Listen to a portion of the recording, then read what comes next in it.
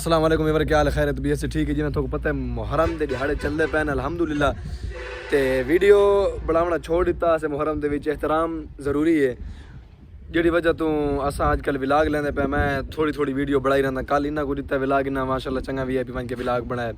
उस तो बाद परसों ही मैं जितना रूह थी वह जितना कट्टे थी हूँ विलाग मार लेने थोड़ा बड़ा विलाग बनावना मजबूरी है क्योंकि फेसबुक ते यूट्यूब ते वीडियो डेली बेस ते लावनी है।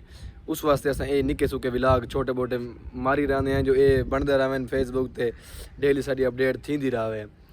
तो उस तो बाद इंशाल्लाह मुहर्रम का जिमें सिलसिला खत्म थी पे अल्लाह खैर करे तो फनी वीडियो का वत है वत एक दफ़ा साहब आने पे वत आने पे तो वत छाने पे इंशाल्लाह नवी तो नवी वीडियो देख सो ज़रूरत है। बिल्कुल ज़रूरत है ही में ज़रूरत है। सुबह इंशाल्लाह नेक्स्ट टाइम तो को बड़ा VIP कंटेंट देसूँ। बस ये भी हूँ त्रै डे हाल ही त्रै ढेड़े पे हैं तो जी वजह तो सही विलाग बढ़ा के ला लेने छोटा मोटा में भाई लाजमी उसको लावना है जो एक फॉर्मेलिटी भी पूरी करनी पड़ती है मजबूरन।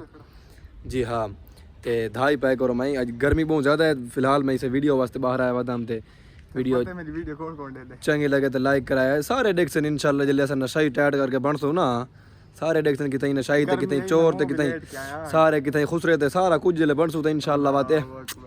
मिलते हैं अगली वीडियो। अल्लाह हाफिज़।